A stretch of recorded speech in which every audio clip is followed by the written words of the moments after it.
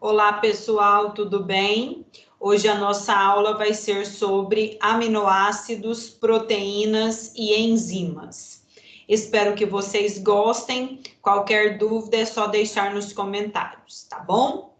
Eu vou compartilhar com vocês, então, os slides para iniciarmos a nossa aula.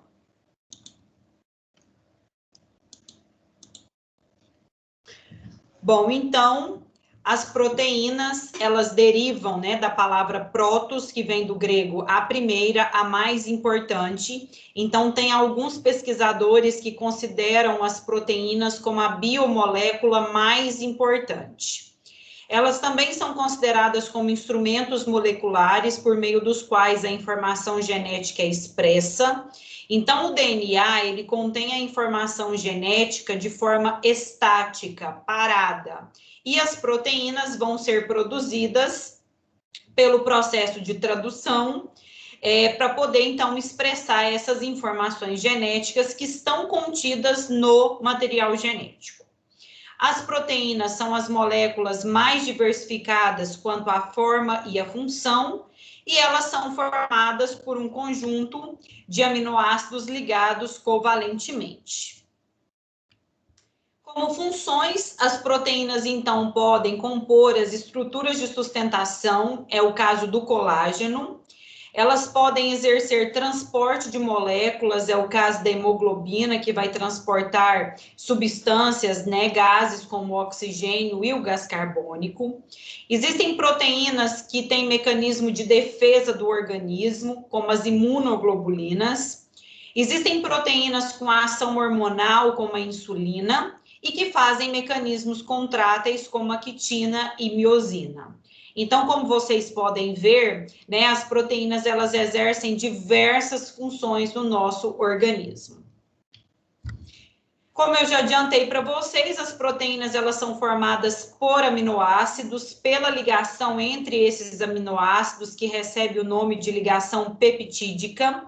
O primeiro aminoácido descoberto, então, sempre que vocês verem dois azinhos, significa aminoácido. Esse primeiro aminoácido descoberto foi a asparagina, em 1806, e os nomes dos aminoácidos foram, então, de acordo com as fontes onde eles eram encontrados. Por exemplo, a asparagina do aspartato, o ácido glutâmico do glúten do trigo. A estrutura do aminoácido, né, é composta por um carbono, aqui na região central, chamado de carbono quiral. Esse carbono, ele vai estar ligado a 4 ligantes. Então, ele está ligado a um átomo de hidrogênio, a um grupamento amino, a um grupo carboxila e a um radical. Então, esse composto, né, recebe o nome de aminoácido por conta do grupamento amino e por conta do grupo carboxila, que vai dar, então, o nome de aminoácido. O que vai variar nos aminoácidos, na sua estrutura, é o radical. Então, nós veremos que a classificação dos aminoácidos é de acordo com esse radical. Bom, então, quando o radical, né, dos aminoácidos, eles são apolares, né, a gente fala que eles são formados por hidrocarbonetos que não vão interagir com a água, esse aminoácido é classificado como apolar. Quando o grupo radical, né, dos aminoácidos, ele é hidrofílico, ele reage com a água, nós falamos que esses aminoácidos, eles são polares, e dentro dos polares, eles podem ser básicos, ácidos ou sem carga.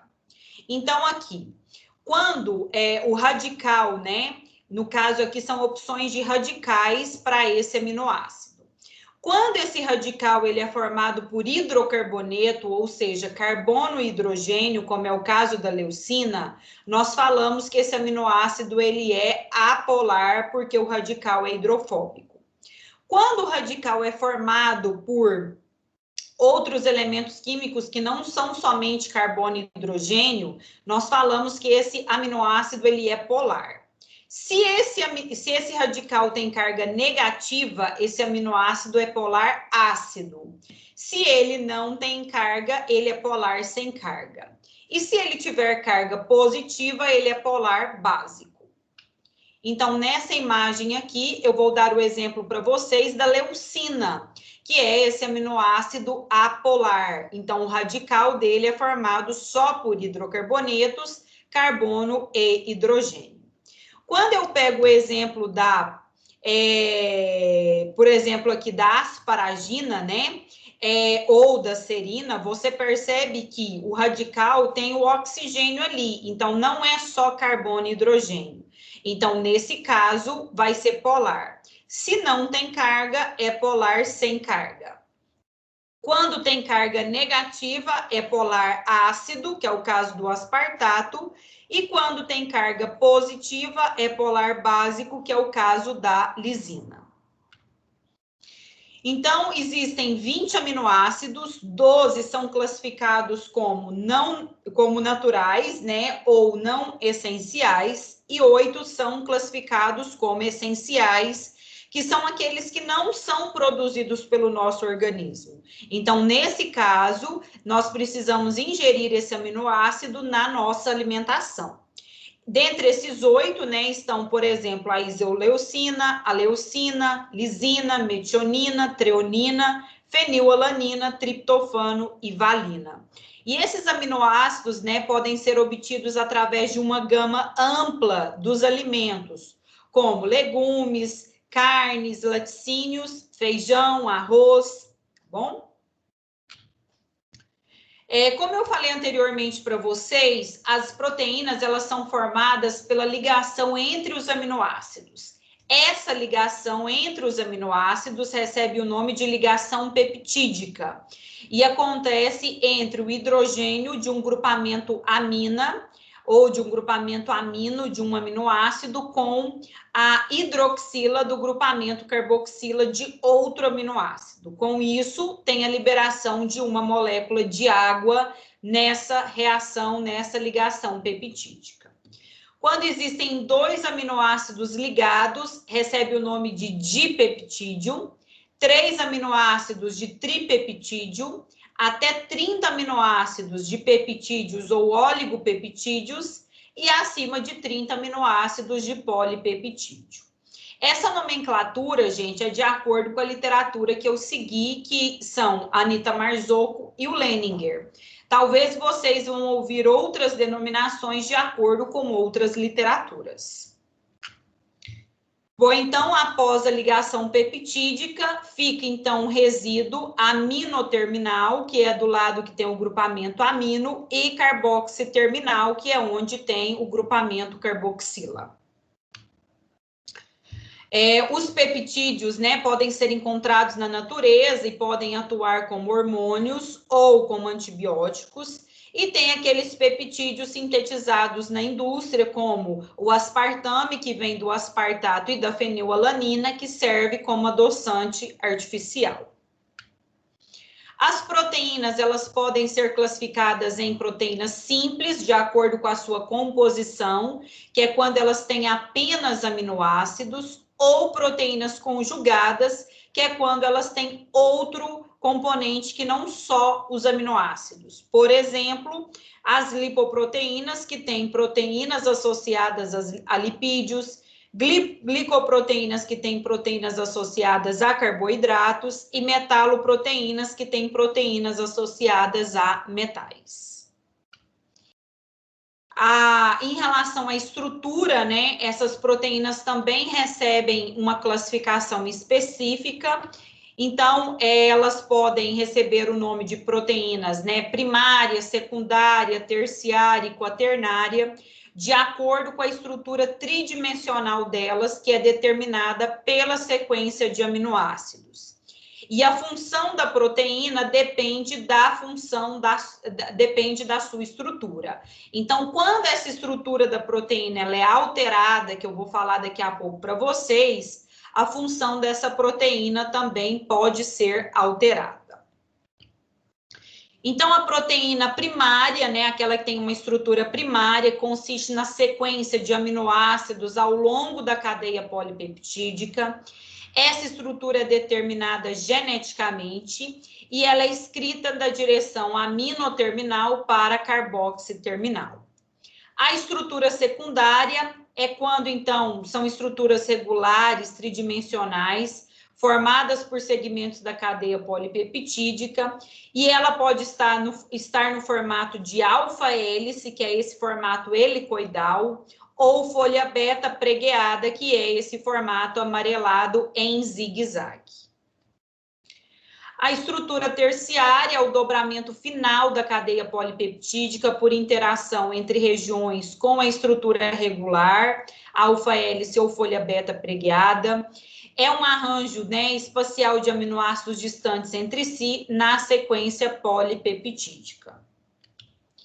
E a estrutura quaternária é quando tem duas ou mais cadeias polipeptídicas para compor a proteína funcional determinada. Tá? Então, aqui no caso, por exemplo, né, o glóbulo vermelho do sangue, que tem a hemoglobina, que é a proteína dentro dela, que tem a estrutura, então, quaternária.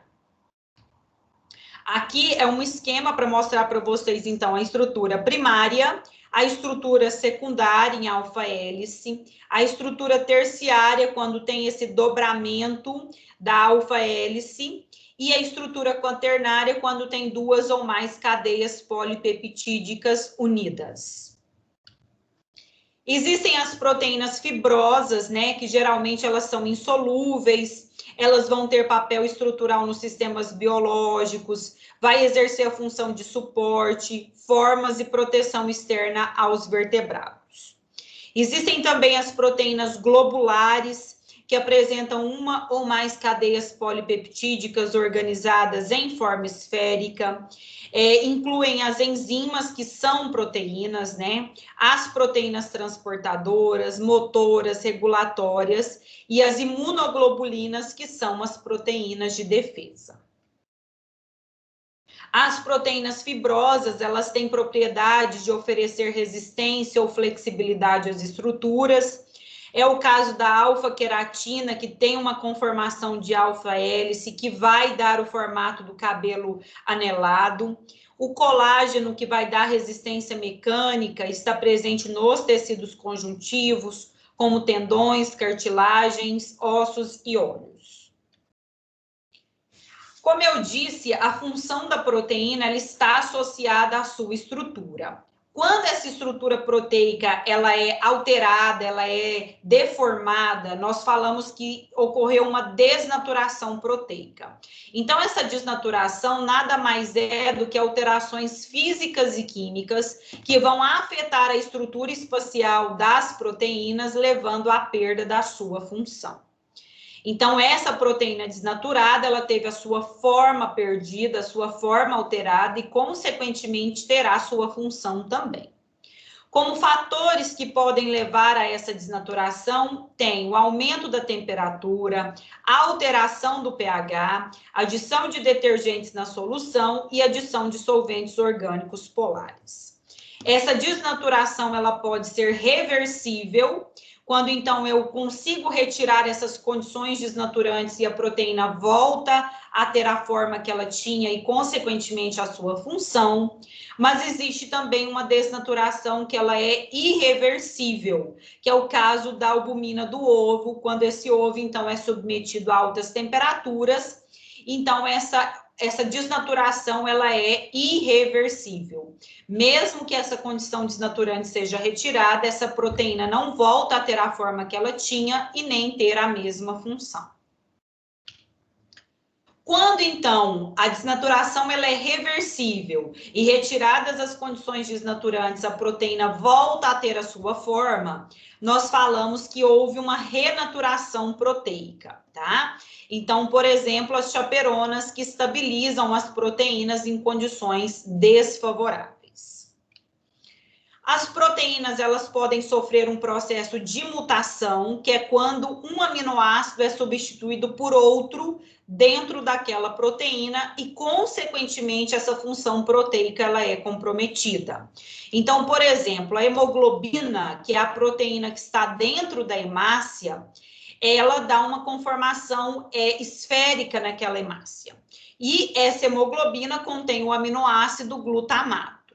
Quando esse aminoácido glutamato é substituído por outro, como a valina, essa proteína, né, essa hemoglobina, ela vai ser mutada. Consequentemente, a hemácia deixa de ter aquele formato arredondado e passa a ter o aspecto de foice, caracterizando, então, uma anemia chamada de anemia falciforme. Então, na anemia falciforme, a hemácia tem uma forma alterada, uma forma que não é esférica, né, arredondada, é no aspecto de foice, por conta da mutação que essa hemoglobina sofreu.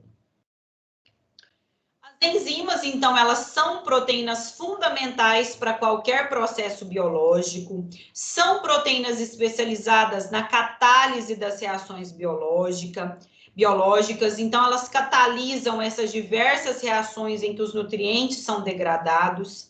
E catalisar significa, né, acelerar a velocidade da reação daquela enzima. Então, elas atuam como catalisadores, que são substâncias que aceleram a velocidade da reação, sem alterar a proporção entre reagentes e produtos e sem serem consumidos. Então, as enzimas vão acelerar a velocidade daquela reação e não serão consumidas durante esse processo. Então, as enzimas têm como funções aumentar a velocidade da reação, regular e coordenar as vias metabólicas e diminuir a energia livre de ativação, diminuir a energia gasta naquela reação. Em relação à nomenclatura, as enzimas, né, até a década de 90, elas recebiam o sufixo ase no seu nome. O exemplo é a urease. O nome delas pode estar associado com a função que elas vão exercer, então, por exemplo, glicogênio sintase, ou ter nomes triviais, como é o caso da pepsina e da tripsina. Existe uma especificidade entre a enzima e o substrato. Então, aqui, como vocês podem ver, a enzima, elas têm um local denominado de sítio ativo, tá? Que é o local onde o substrato vai se encaixar. Então, vocês percebem que o substrato tem uma forma específica para esse sítio ativo, onde eles vão, então, se encaixar e vai acontecer a reação. E essa enzima, ela não é consumida, tá? Ela continua ali livre para se ligar em outro substrato. Então, por exemplo, como enzima, tem a amilase, que vai se ligar, né, que vai digerir o amido, tem as proteases, que vão estar associadas com as proteínas, tem as lipases, que vão estar associadas com os lipídios. Existem 3 modelos que podem explicar a especificidade da enzima e do substrato. O primeiro deles é o chamado modelo chave-fechadura. Não é um modelo rígido, mas ele vai explicar a especificidade da enzima com o substrato. Então, vocês percebem aí que a enzima A, ela tem, né, o sítio ativo dela, a forma dele é idêntico ao substrato, tá? Então, o modelo chave-fechadura explica a especificidade da ligação entre o substrato e a enzima. Então, esse substrato é específico para a enzima A e não para a enzima B. O segundo modelo é o modelo do ajuste induzido, em que o sítio ativo ele não é totalmente formado, mas ele se molda à molécula do substrato. Então, esse modelo vai dizer que a enzima ajusta-se ao modelo do substrato.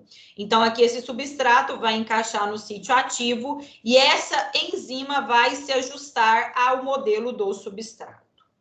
E o terceiro modelo é o modelo da combinação do ajuste induzido associado à torção.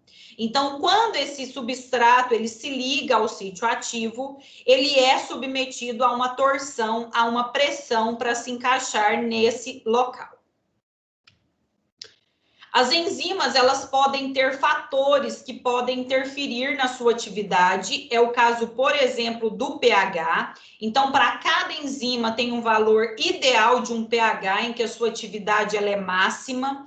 E a velocidade da reação pode diminuir à medida que o pH afasta-se desse valor, né, ideal. Então, por exemplo, a pepsina, ela vai atuar no estômago, onde o pH é ácido, em torno de 1,5. A tripsina vai atuar no ambiente, onde o pH é próximo de 7,8. Então, quando essa enzima ela está em um local onde o pH é diferente disso, ela tem a sua ação prejudicada. Em relação à temperatura, a velocidade da reação é favorecida pela elevação da temperatura, mas isso tem um limite, então acima de 50 a 55 graus Celsius, as enzimas podem desnaturar, tendo então a sua função prejudicada. Bom, então, a reação enzimática é formada pela enzima que vai estar associada ao substrato, formando o que a gente chama de complexo enzima-substrato. A reação acontece, a enzima é liberada e o produto também. Então, vocês percebem que essa enzima ela não foi consumida durante a reação. Essa curva é para mostrar para vocês, então, que a curva em preto é sem a presença da enzima, então gasta-se uma certa quantidade de energia, e a curva azul é quando tem essa enzima, mostrando que a energia gasta, ela é diminuída. Então, os fatores que afetam a velocidade da reação enzimática são concentração do substrato, quanto mais substrato tiver, maior vai ser a velocidade dessa reação, mais rápida vai ser a reação, a temperatura e o pH. Existem substâncias que podem inibir a atividade enzimática e eles são chamados de inibidores. Então, os inibidores irreversíveis, eles reagem quimicamente com a enzima, inativando ela de forma definitiva. É o caso, por exemplo, do antimicrobiano penicilina, que ele vai inibir a enzima envolvida na síntese da parede celular bacteriana. Então, ele não deixa que a enzima atue para ajudar na produção dessa parede celular. Sem parede celular, a bactéria não sobrevive e, com isso, aconteceu, então, a inativação dessa bactéria consequentemente. Os inibidores reversíveis, eles podem, né, quando estão ligados na enzima, a sua inibição acontece, mas quando eles não estão presentes, essa inibição não vai acontecer.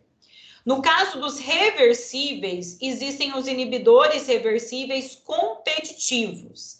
Eles competem com o substrato pelo sítio ativo. Então, vocês estão vendo aqui que em verde existe o substrato e em rosa existe o inibidor competitivo. Os dois têm a mesma forma, os dois vão se ligar ao sítio ativo. Então, ou o substrato vai se ligar ao sítio ativo ou o inibidor. Quando o substrato se liga, tem a reação. Quando o inibidor se liga ao sítio ativo, essa reação é inativada. Como exemplo, existe o AZT, que é aquele coquetel para pacientes HIV positivos, que esse coquetel inibe a enzima DNA polimerase, é necessária para a replicação viral. Então, sem essa enzima, o vírus não vai conseguir se replicar. E como inibidor reversível não competitivo, né, dentro dos não competitivos, existe a alfa-1 antitripsina. Por que ele não é competitivo? Porque o inibidor tem uma forma diferente do substrato e ele se liga em uma região diferente que não é o sítio ativo. Como ele se liga em uma região diferente que não é o sítio ativo, pode ter inibidor e substrato ligados à enzima ao mesmo tempo. Quando isso acontece, essa enzima será inativada por conta do inibidor. Então, a alfa-1 antitripsina, ela vai se ligar à tripsina e vai inibi-la. Bom, essas então foram as referências bibliográficas utilizadas para montar essa aula. Espero que vocês, então, tenham gostado. Deixem as suas dúvidas, deixem os seus comentários e eu estou à disposição, tá bom? Um abraço e bons estudos.